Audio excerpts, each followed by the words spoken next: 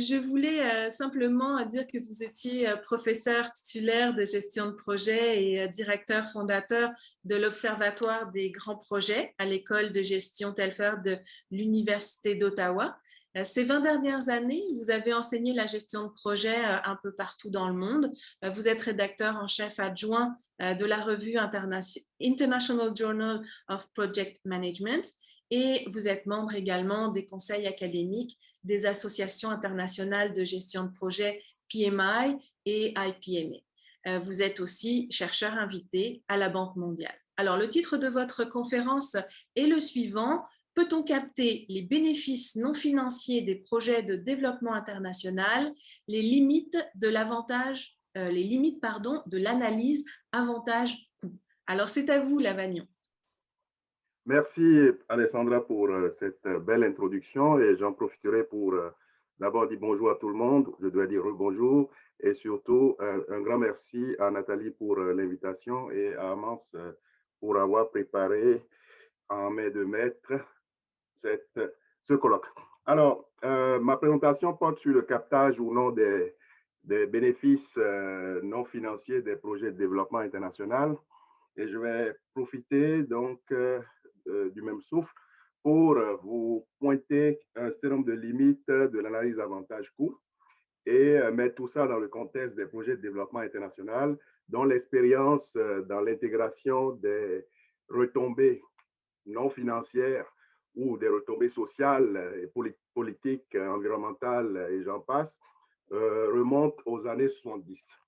Alors, des projets, encore des projets, toujours des projets de développement. En fait, je dirais que les projets de développement sont omniprésents dans l'univers ou le monde du développement depuis le fameux point 4 du discours de Truman, du président américain Truman, le 20 janvier 1949. Ce discours disait essentiellement ceci: il nous faut lancer un nouveau programme qui soit audacieux et qui mette les avantages de notre avancée scientifique et de notre progrès industriel au service de l'amélioration de la croissance des régions, de l'amélioration et de la croissance, excusez-moi, des régions sous-développées. Donc voilà ce que disait le discours. Bien sûr, un tel discours suppose que l'on mette en branle ou en œuvre tout un tas de projets. Ainsi, des milliers de milliards de dollars ont été investis dans les projets de développement les 70 dernières années. Et c'est pas moins de 250 milliards de dollars qu'on investit dans l'aide au développement.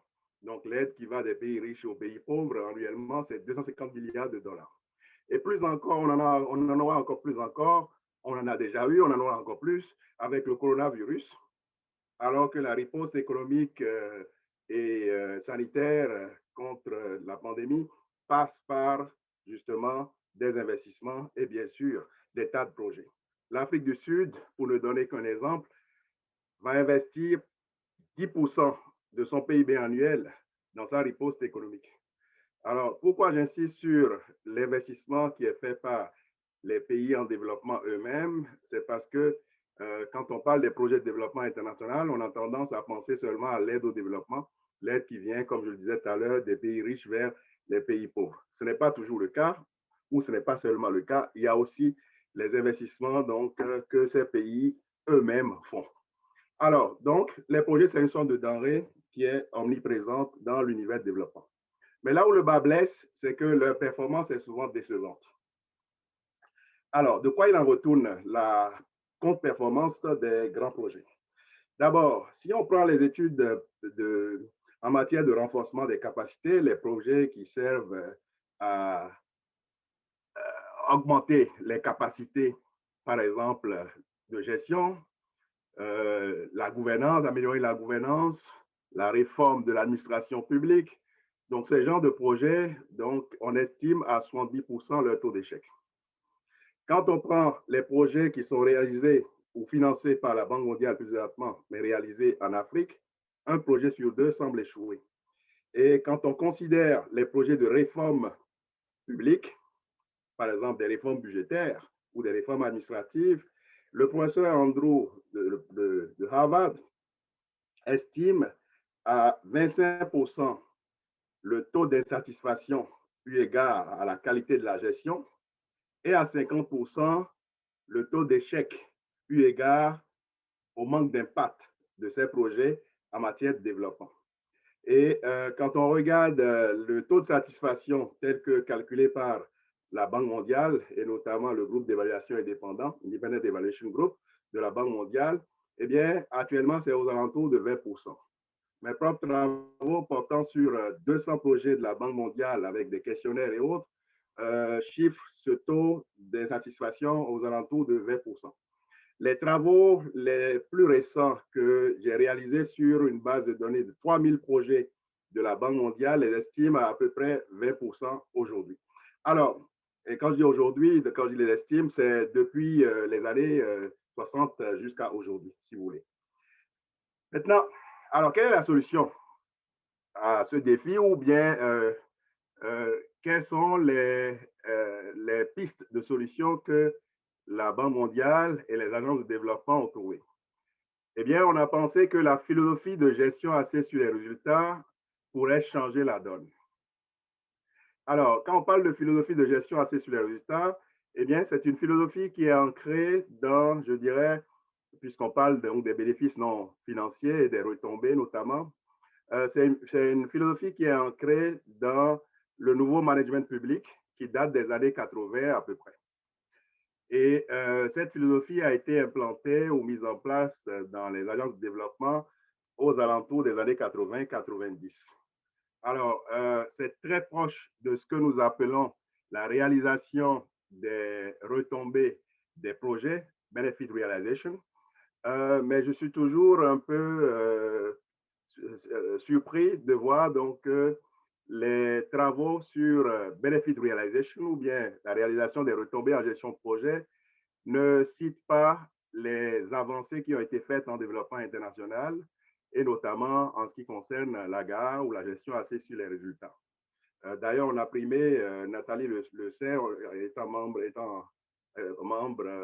du conseil académique du PMI, on a primé un bouquin sur la réalisation des retombées. Je suis allé voir les citations là-dedans, mais je n'ai pas vu de mention de la gestion axée sur les résultats, même si c'est un bouquin tout à fait récent qu'on a primé l'an dernier seulement. Alors, de quoi il s'agit quand on parle de gestion axée sur les résultats? En développement international, on ne peut pas envisager les retombées ou l'analyse sans parler de la gestion axée sur les résultats. Alors, l'idée, c'est d'aller au-delà des intrants, des activités et des extrants et de pouvoir analyser, disséquer les résultats des projets, qu'ils soient à court terme, à moyen terme ou à long terme. Je m'explique très rapidement. À court terme, considérons par exemple qu'il s'agisse d'un projet de réalisation d'une école. Bien sûr, à court terme, on veut que l'école soit livrée. Donc, on veut avoir des murs, on veut avoir des salles de classe. Donc, ça, c'est les résultats immédiats. C'est les livrables. Les résultats intermédiaires, mais on va avoir une première cohorte qui a gradué, qui a obtenu son diplôme et qui a rempli donc les exigences du ministère de l'Éducation, par exemple. Résultat à long terme, on voudrait que cette cohorte utilise ses diplômes et puisse contribuer au marché de l'emploi et au développement économique et social du pays. Alors, donc, la gestion axée sur les résultats a deux fonctions clés. La première, c'est la gestion en vue de l'obtention des résultats, qui est souvent le parent pauvre de la gestion axée sur les résultats. Et la deuxième, qui est très, très bien connue en gestion de projet, c'est le suivi des résultats. Alors, donc, c'est dans cette philosophie-là que s'ancre toute la question de la poursuite des résultats en matière de développement, ou si vous préférez les retombées en matière de développement, ou ce que Nathalie et consorts appellent ici les bénéfices en matière de développement, qu'ils soient financiers ou non. Alors, mais malgré cette philosophie et la mise en application et sa mise en application depuis les années, fin des années 80, début des années 90, il se trouve que on n'a pas pu toujours capter la dimension temporelle ou la temporalité dont parlait Marie-André tout à l'heure. Et du coup, on a continué pendant un bon moment encore à analyser les projets au regard donc du triangle d'or ou de l'accomplissement des objectifs sous contrainte. Donc, le paradoxe, il y a comme un paradoxe entourant la performance des projets.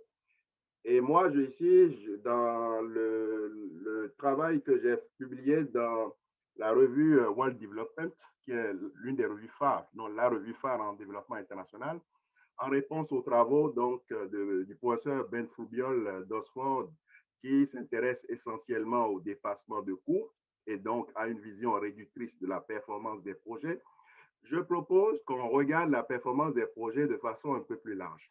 Ainsi, je propose on la regarde sous l'angle de deux dimensions essentielles. On peut en avoir plusieurs, mais pour les fins de la démonstration ici, je propose deux dimensions essentielles. La première, c'est la performance de gestion, et la deuxième, c'est la performance en matière de développement, puisqu'ici, je m'intéresse au projet de développement.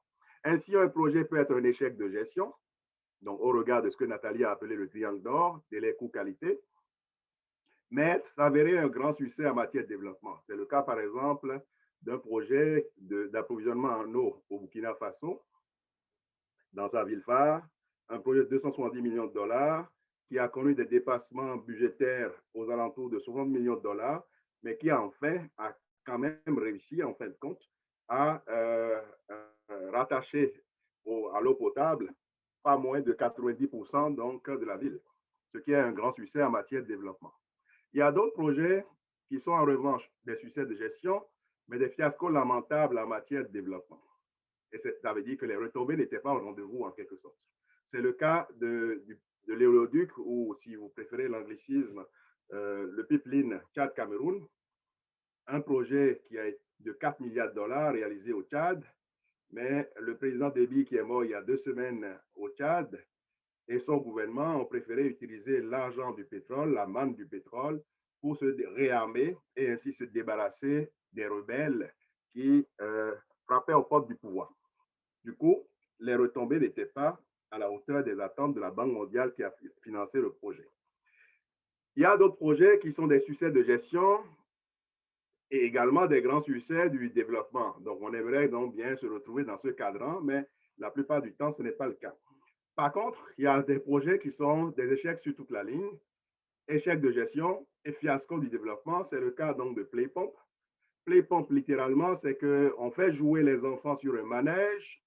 Le manège, le fait que les enfants jouent sur le manège produit de l'énergie. Cette énergie actionne des pompes et ces pompes produisent de l'eau potable qui manque dans pas mal de pays d'Afrique, par exemple. Donc, c'est un projet de plus de 16 millions de dollars financé par bon nombre de pays, les États-Unis notamment.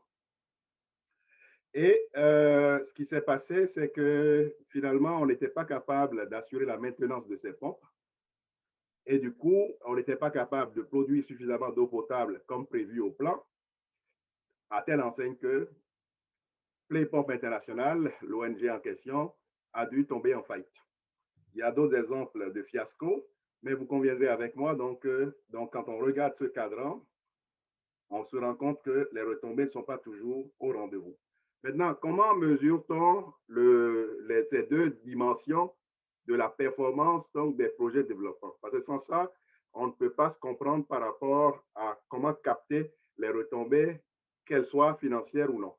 Alors, les travaux que j'ai réalisés en me basant sur les 5 critères d'efficience, d'efficacité, de pertinence, d'impact et de durabilité de l'OCDE, de la Banque mondiale ainsi que des autres agences de développement, montrent que voilà la dimension sur cette gestion, c'est à peu près le triangle d'or dont parlait Nathalie encore une fois.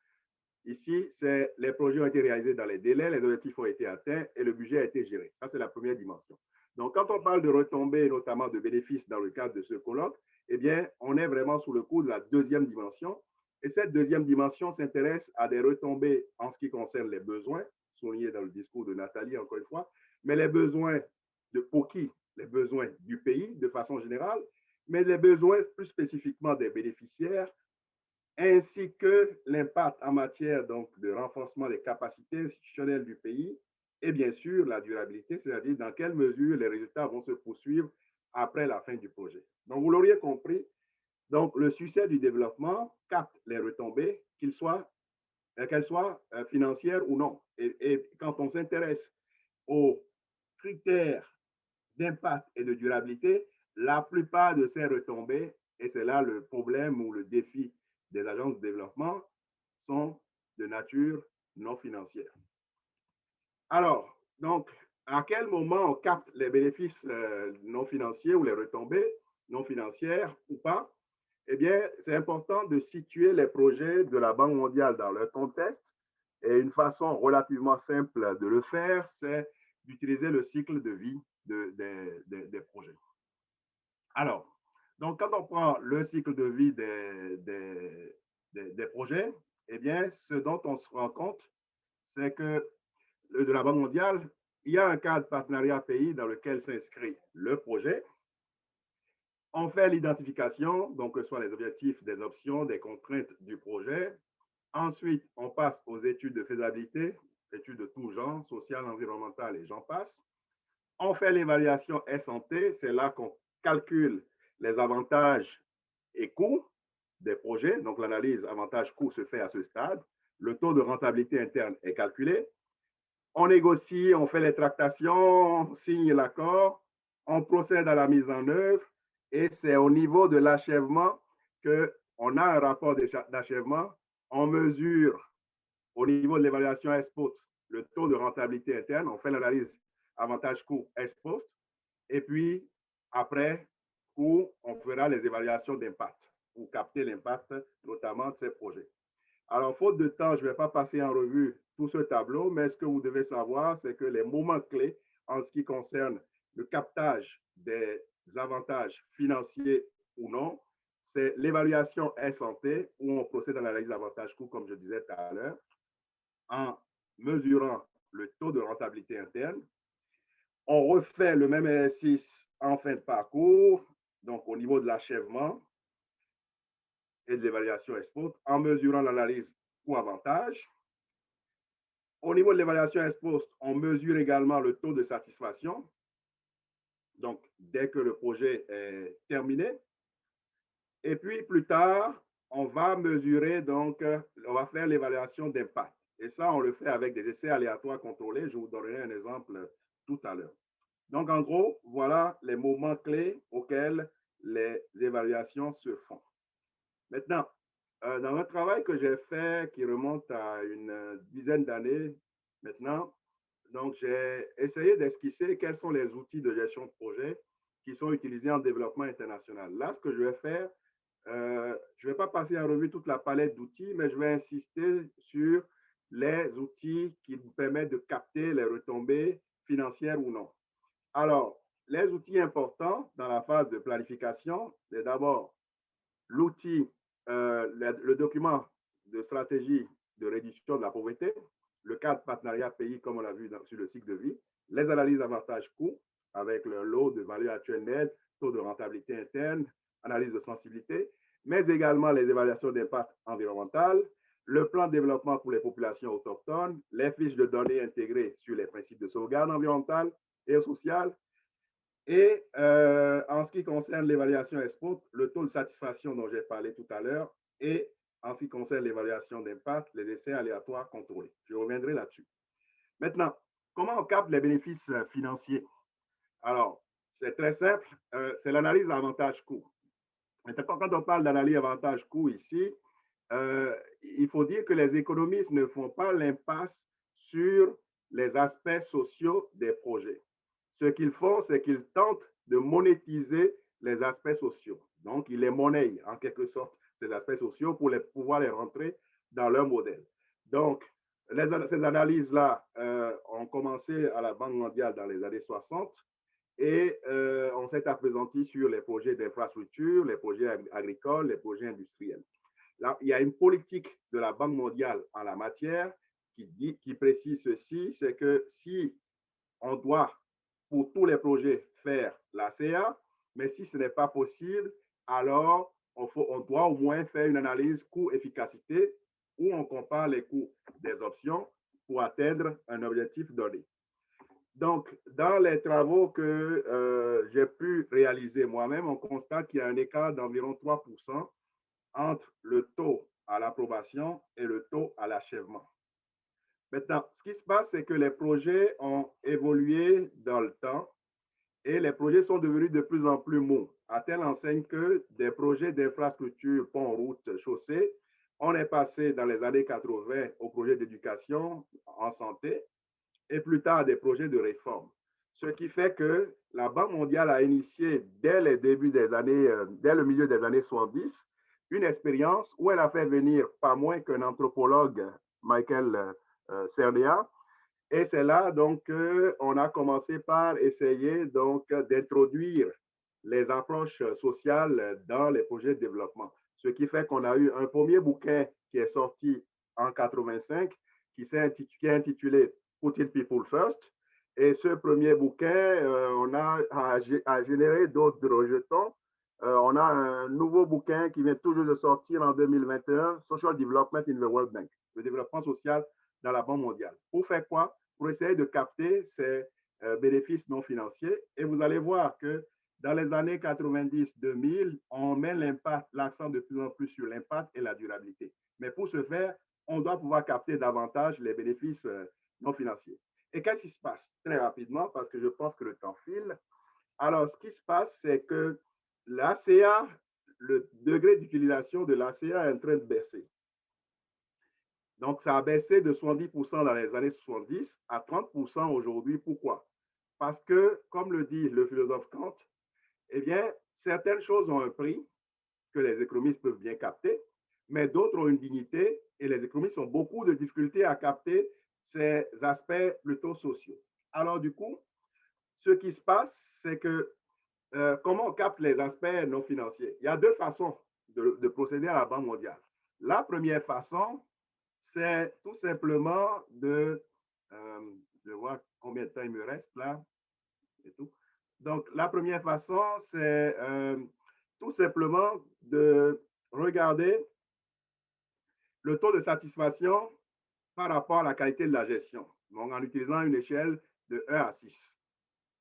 Alors, quand on fait l'exercice, comme je le disais avec Andrews, pour les projets de politique publique, un quart des projets sont un échec.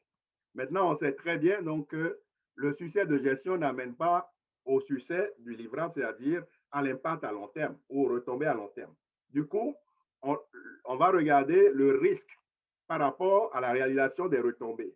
Et là, on utilise une échelle de 1 à 4, donc 1 étant faible, 4 étant élevé. Et ainsi, comme je l'ai dit tout à l'heure, on se rend compte que 50% ne livrent pas les retombées. Mais de quelles retombées on parle? C'est surtout les retombées non financières. Maintenant, comment on capte ces retombées non financières, ces bénéfices non financiers? Pour conclure, eh bien, on va faire des essais aléatoires contrôlés et des évaluations d'impact. Donc, le prix Nobel 2020 du flow, avec les travaux de Kramer, le prof de Harvard. Et qu'est-ce qu'on fait? Je donne un exemple pour illustrer la chose et je termine là-dessus. Eh bien, la question, c'est de savoir si la distribution de manuels scolaires, donc il y a un aspect social important de l'éducation, augmente le taux de réussite des écoliers du primaire du Kenya rural. Alors, on va faire des essais aléatoires avec une intervention qui est la fourniture de manuels scolaires en maths, en anglais et en sciences à un groupe de 25 et au groupe témoin, donc 3 groupes témoins, on ne va pas fournir de matériel scolaire. On donne un examen, on fait subir un examen national à tout le monde, on fait des régressions, des tests de différence de moyenne, on détecte les effets aléatoires et là, on se rend compte que la distribution de manuels scolaires, eh bien, n'augmente pas le taux de réussite. Pourquoi? Parce que ces enfants-là, pour la plupart, l'anglais n'est pas leur première langue, mais plutôt leur troisième langue. Donc, il y a d'autres facteurs qui interviennent dans la réussite scolaire. Donc, c'est comme ça qu'on mesure l'impact et notamment les retombées non financières. Pour finir, eh bien, il y a des choses à apprendre des projets de développement parce que ces projets ont pas mal d'infrastructures sociales qu'elles comportent et surtout, leurs objectifs sont souvent intangibles, leur complexité sociopolitique élevée, mais malgré tout, le développement international est largement en avance sur la gestion de projets en ce qui concerne le captage des bénéfices non financiers et il y a moyen de s'inspirer des travaux qui ont été faits depuis le milieu des années 70 en développement international. Voilà, je vous remercie.